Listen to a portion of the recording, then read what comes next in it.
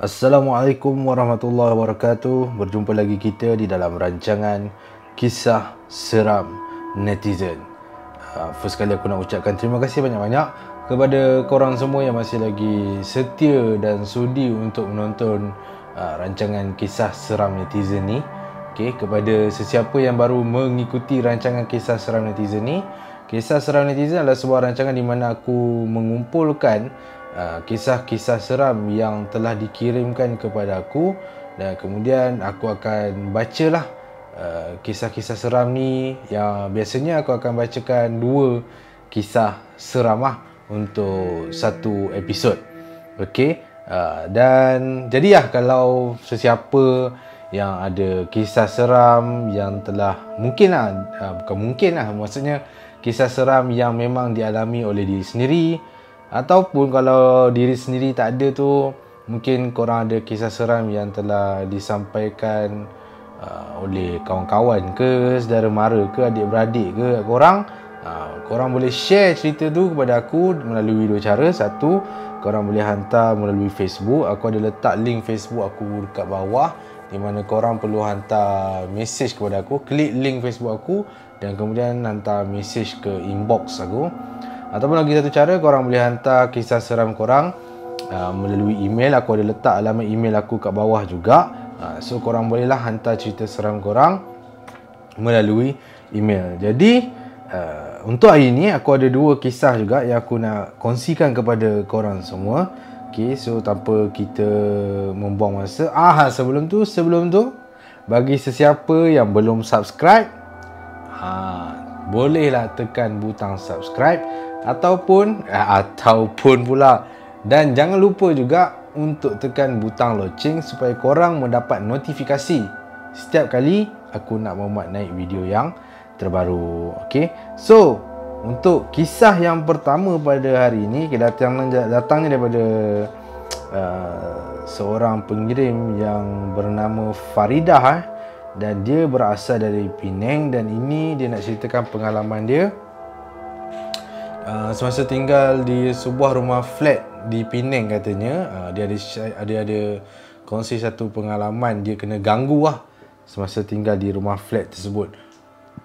Jadi tanpa membuang masa, jom kita sama-sama dengarkan kisah seram yang dialami oleh Faridah. Assalamualaikum sir. Nama saya Faridah dan saya berasal dari Penang. Saya nak share pengalaman saya kena ganggu semasa saya tinggal di sebuah rumah flat di Penang. Ceritanya macam ni. Masa tu saya baru saja berkahwin dengan suami saya.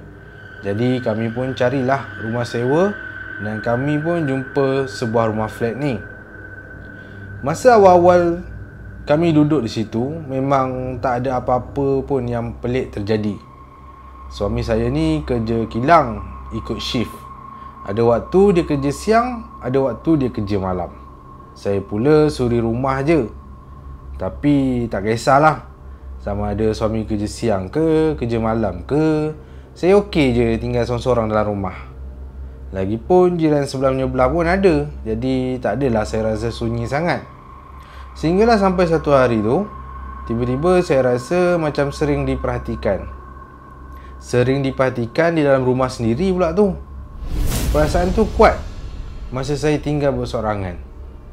Siang ke, malam ke, mesti saya akan rasa macam kena perhatikan. Saya ada mengadu kepada suami, tapi dia kata mungkin perasaan saya saja kot, sebab saya sunyi tinggal seorang. Bila setiap kali saya mengadu, macam itulah jawapan suami saya. Tapi gangguan paling teruk yang saya alami ialah semasa suami saya tak ada di rumah pada waktu malam. Dia kerja pada masa tu. Mungkin benda yang asyik perhatikan saya tu dah mula berani nak tunjukkan diri. Sedang saya lena, tiba-tiba saya dikejutkan dengan bunyi pintu bilik terbuka. Masa baring atas katil tu, saya pun berpalinglah dan memandang ke arah pintu. Bilik saya ni, saya tak pasang lampu, so gelap lah. Yang ada cuma ada cahaya lampu dari luar bilik je. Jadi saya nampaklah yang buka pintu tu suami saya, sebab bentuk badan dia sama macam suami saya lah. Saya pun tegur, abang, cepatnya balik. Bukan kerja ke malam ni? Suami saya pun balas, Kemudian dia berpusing dan terus berjalan menuju ke dapur. Mungkin suami saya haus, jadi dia pun ke dapur. Saya pun bangunlah. Manalah tahu suami saya nak minum air kan. Boleh saya buatkan. Tapi bila saya keluar je bilik dan berjalan ke dapur, sampai je kat dapur, saya tengok suami saya tak ada. Saya tengok sekeliling. Memang suami saya tak ada. Saya panggil dia pun, dia tak menyahut. Saya pergi ke ruang tamu, suami tak ada juga. Saya cek setiap bilik dalam rumah, pun saya tak jumpa suami.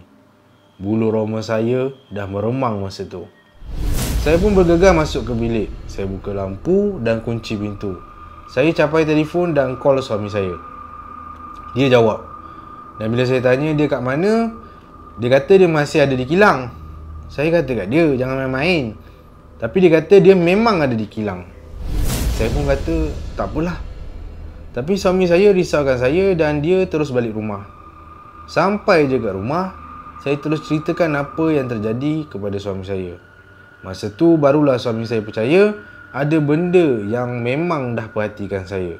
Mungkin sebab suami pun buat tak endah, jadi dia berani pula munculkan diri. Sejak kejadian tu, suami saya ada panggil seorang ustaz untuk tujuan membersihkan rumah. Dan Alhamdulillah, selepas tu, saya rasa tenang balik dan tak ada dah rasa diperhatikan. Saya pun tak tahu apa benda yang menyamar jadi suami saya masa tu. Bila saya cerita pada kawan-kawan, mereka kata mungkin hantu raya agaknya. Sebab hantu raya ni memang suka menyamar jadi orang. Entahlah. Cuma, saya bersyukurlah sebab tak ada apa-apa pun yang buruk berlaku kepada saya.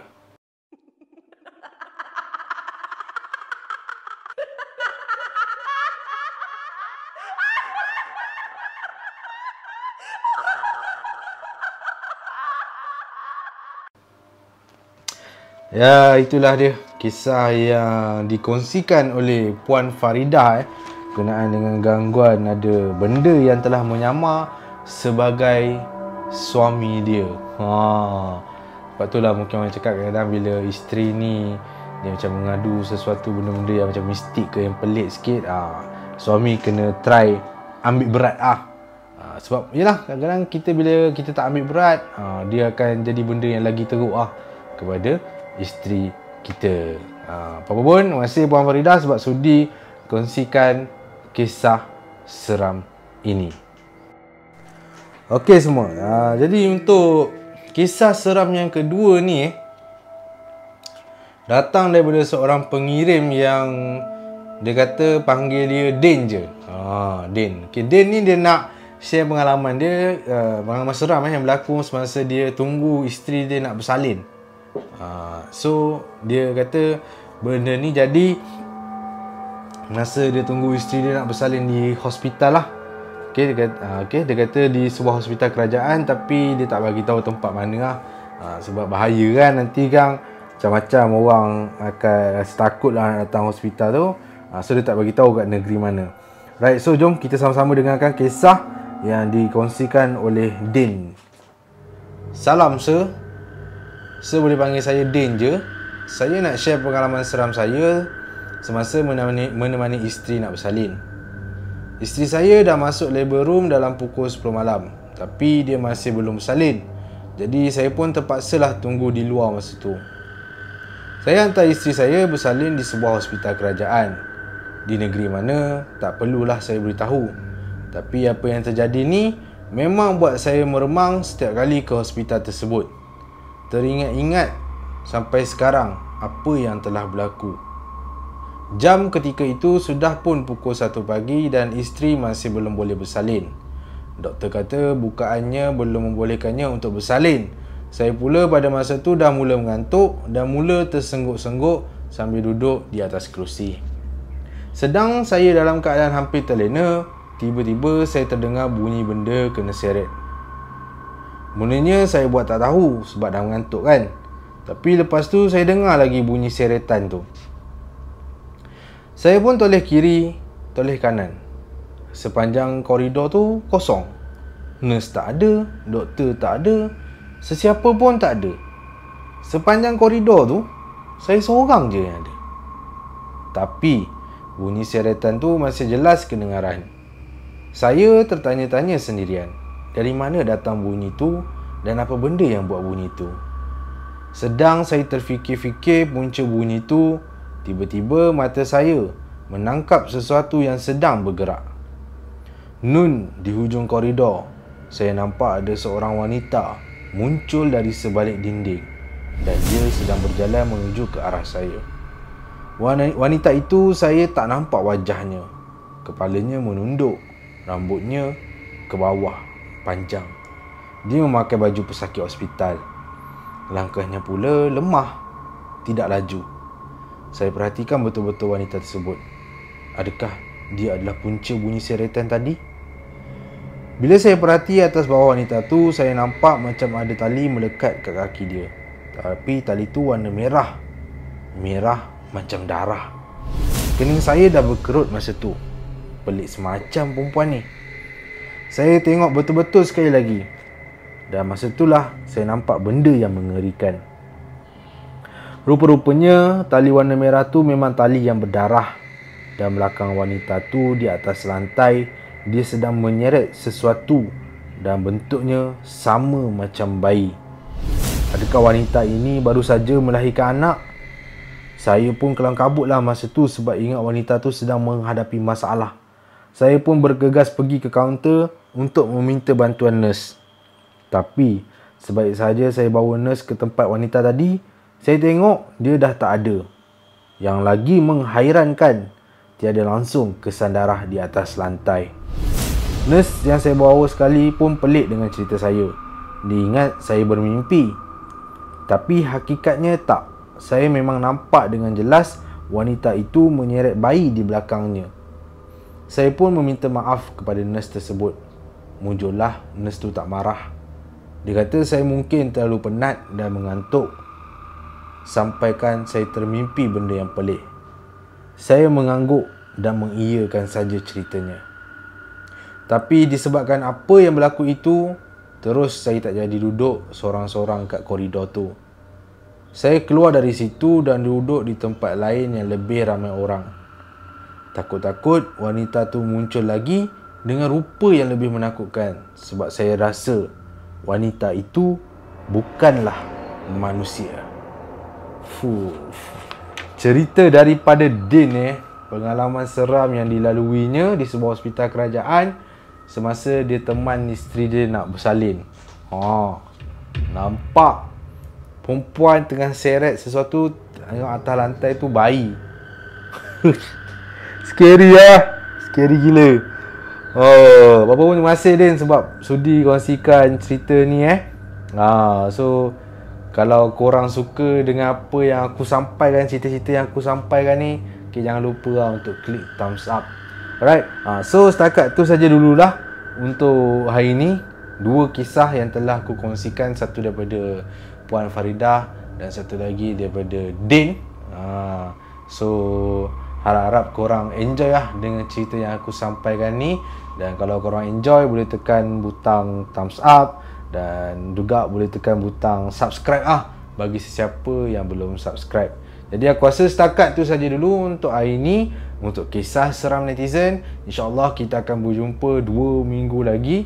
Sebab aku dulu memang seminggu sekali aku buat, tapi sekarang sebab agak kesibukan masa, ada benda lain yang kena buat, aku terpaksa buat kisah seram netizen ni sebulan 2 kali sahaja. Alright, so setakat tu saja dulu untuk hari ni. Terima kasih banyak-banyak kerana sudi mendengar sampai habis. Kita jumpa lagi pada masa akan datang insya-Allah. Assalamualaikum warahmatullahi wabarakatuh.